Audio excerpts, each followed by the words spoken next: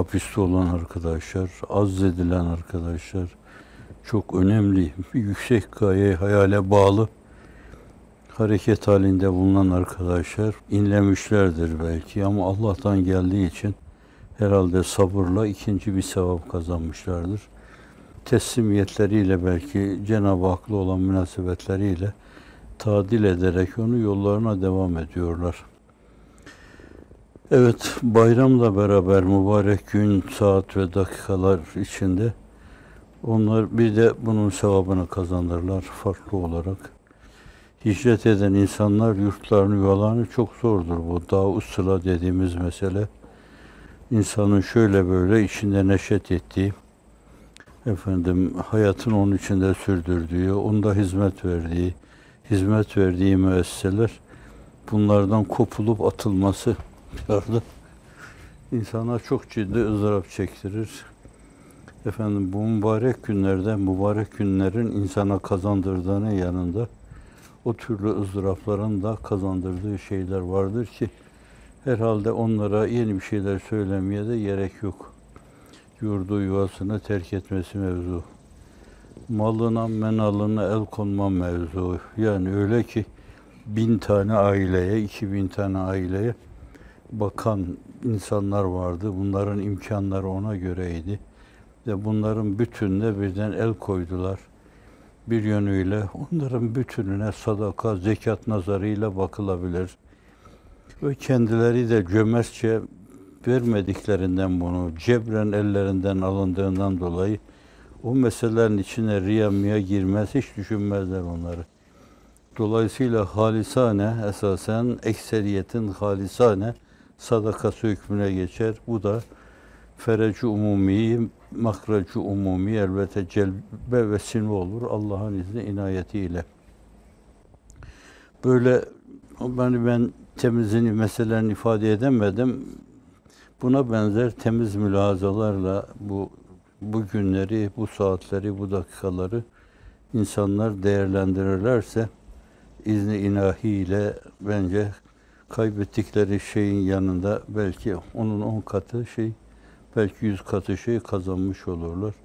Kur'an-ı Kerim söylüyor bunu. Meselüllezine yunfikûne emvâlen fî sebillah kemesel habbetin enbete seb'e senâbile fî kulli sümbületin mi'etü habbe.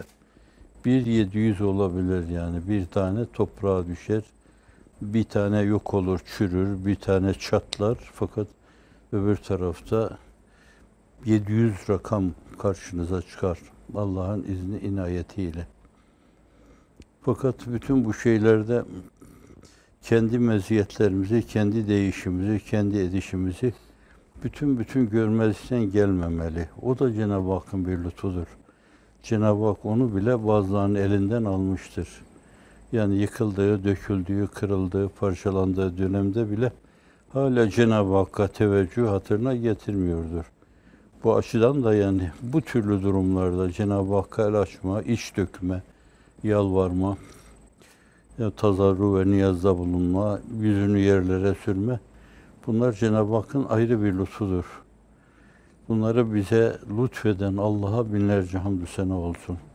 Evet, çok yürekten Cenab-ı Hakk'a, yani bir taraftan Subhanallah ve bihamdihi, diğer taraftan Estağfirullahal azim, diğer taraftan Allahu Ekber demenin yanı başında Elhamdülillahillezî vaka, bu öbür alemde Cenab-ı Hakk'ın lütfettiği şeylere mazhariyet sonucu işlerindeki sevinç duygusunu, inşirah duygusunu ifadede kullanılan kelime Elhamdülillahillezî hedâna lihâzâ ve mâ kunnâ linehtediye levlâ en hedânallah. Cenab-ı Hak bu lütfettiği şeyleri bize vermeseydi biz bunları böyle sahi gayretle, cehdle filan elde edemezdik. Lütfu ilahi sağanak sağanak başımızdan aşağıya yağdı. Ne vermedi ki bize? İşte hani okunsun falan demiştik. Zeynül Abidin Hazretlerinin Arafat'taki duası. Hakikaten oraya bakınca tepeden tırnağa Cenab-ı Hakk'ın bize olan eltafı subhaniyesi hepsi ifade ediliyor. Ve hiçbirinin 1/10 kadar mukabelesi olmamıştır. Mukabele etmeye zaten gücümüz yetmez. Esasen zahir aklın nazarında da öyle çok mukabele edilecek gibi değil bunlar yani. Efendim, ağzımız, gözümüz, dilimiz, dudağımız bu kadarcık küçük şeyler. Bütün hayatımızı ibadete versek bunların şükrünü bile eda etmiş olmayız. Fakat Cenab-ı Hak o azları kabul buyurarak adeta o kendi namütenahi nimetlerine karşı mukabelede bulunulmuş gibi yenisini ihsan ediyor. İnşallah şu sıkıntılı dönemde içimizi böyle çok ciddi bir içtenlikle Cenab-ı Hakk'a dökersek, yalvarır yakarırsak, hakikaten ondan başka melce ve menca olmadığına inanarak ona el kaldırırken kalkan elleri boş indirmediğin eller arasında ellerimizi boş indirme diyerek içimizi ona dökersek Allah Celle Celaluhu gelecekte daha ne lütuf kapıları aralar, açar. Kale kapısı gibi açar. Buyurun eder yani. Mutlaka rahmeti vasiha sahibidir esasen.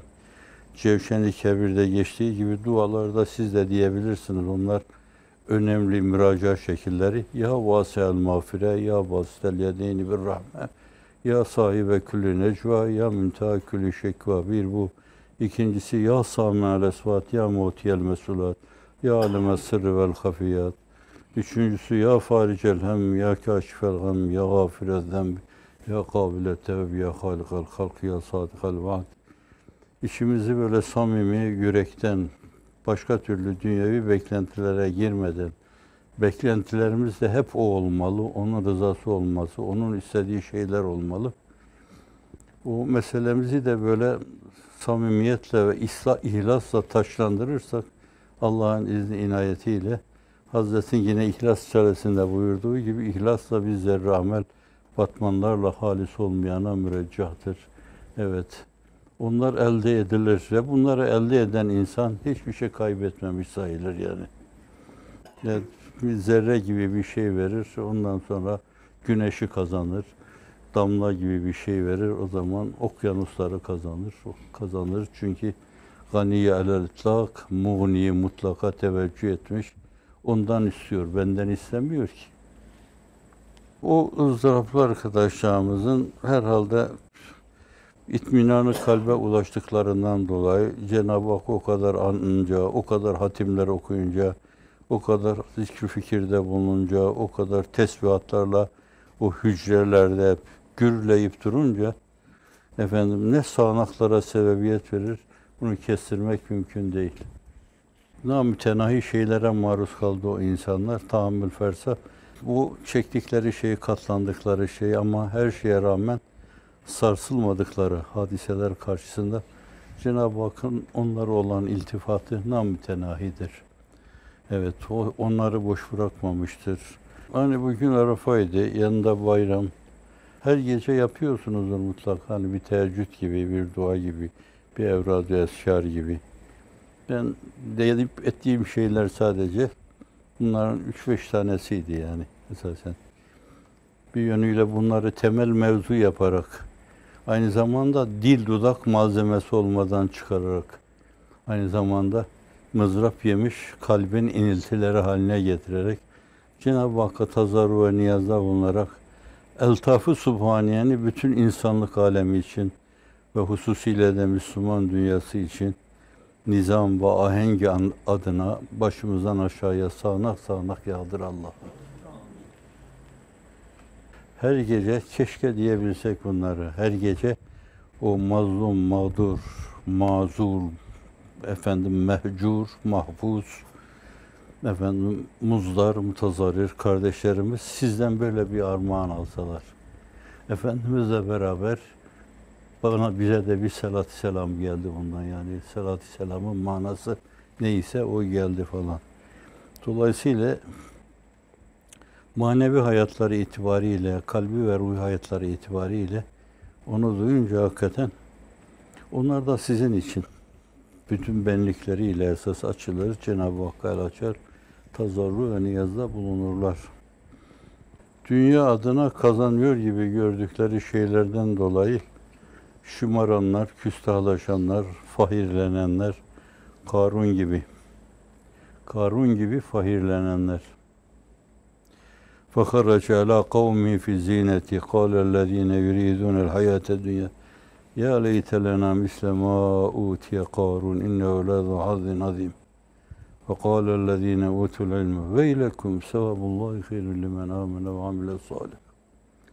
Evet, onunla fahirlenen insanlar, ellerindeki esasen bir şey varsa şayet, onu bile kaybetmiş olarak orada, kafaları önlerinde, ciddi bir hicap duygusu içinde, Cenab-ı Hakk'ın çağrısına icabet etme mecburiyetinde kalacak.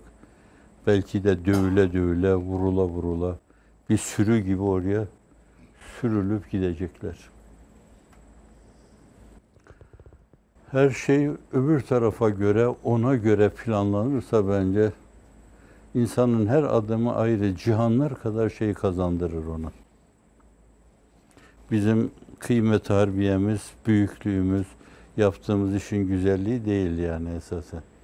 Bu Cenab-ı Hakk'ın adeti sübhaniyesi. Evet, böyle bir itminane kalp.